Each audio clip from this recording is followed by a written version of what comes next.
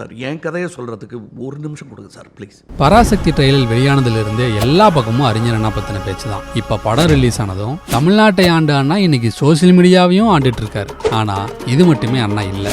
OG அண்ணா யார் தெரியுமா? கசங்கிய வேட்டி சட்டை, தோளில் ஒரு துண்டு, வாராத தலைமுடி, எளிமையான தோற்றம். இன்னைக்கும் தமிழ்நாடு தனித்துவமாக தலையிலிருந்து நிற்பதற்கான தொடக்க புள்ளி தான் இந்த அண்ணா.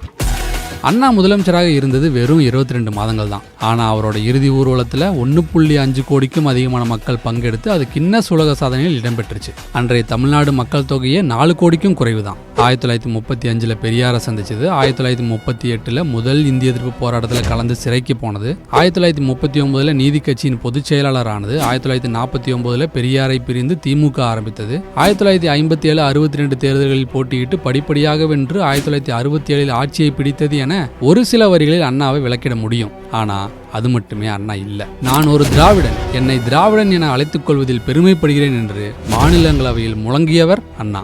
நான் பிள்ளையாரையும் உடைக்க மாட்டேன், பிள்ளையாருக்கு தேங்காயும் உடைக்க மாட்டேன் என்று உறுதி காட்டியவர் அண்ணா. பெரியாரை பிரிந்திருந்த போது கூட நான் கண்டதும் கொண்டதும் ஒரே தலைவர் பெரியார் மட்டும்தான் என பெரியாரை நிகழ வைத்தவர் அண்ணா.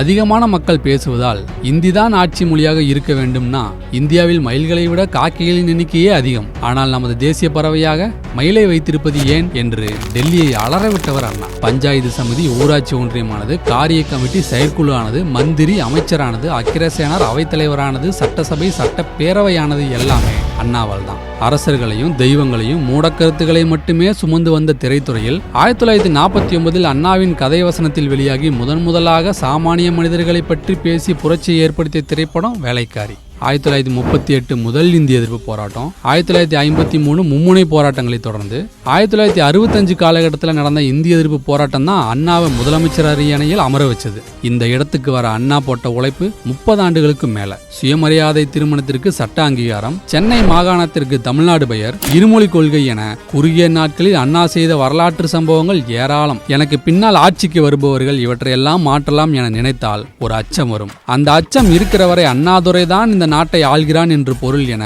அண்ணா பேசியது இன்றைக்கும் டெல்லியை பதற வைக்கிறது. திமுகவை தொடங்கியவர் என்றாலும் அண்ணாவை தொடாமல் யாராலும் கட்சி தொடங்கவே முடியாது என்ற நிலையே இன்றைக்கும் நீடிக்கிறது. மக்கள் மொழியில் பேசி மேடை பேச்சுக்கு புது இலக்கணத்தை வகுத்தவர் அண்ணா. அண்ணா பெயரில் கட்சி, அண்ணா சாலை, அண்ணா மேம்பாலம், அண்ணா நகர், அண்ணா சதுக்கம், அண்ணா சர்வதேச விமான நிலையம், அண்ணா நூற்றாண்டு நூலகம், அண்ணா அறிவாலயம், நாடெங்கும் அண்ணா சிலைகள், மெரினா கடற்கரையில் எதையும் தாங்கும் இதயத்திற்கு நினைவிடம் என அண்ணாவுக்கு மரியாதை செலுத்துகிறது தமிழ்நாடு. இப்ப இருக்கிற ஜெனரேஷனுக்கு அறிஞர் அண்ணா பராசக்தியில ஒரு ஹீரோவா தெரியலாம். ஆனா உண்மையில் அண்ணா யார் தெரியுமா? தமிழ்நாட்டோட ஹீரோடா.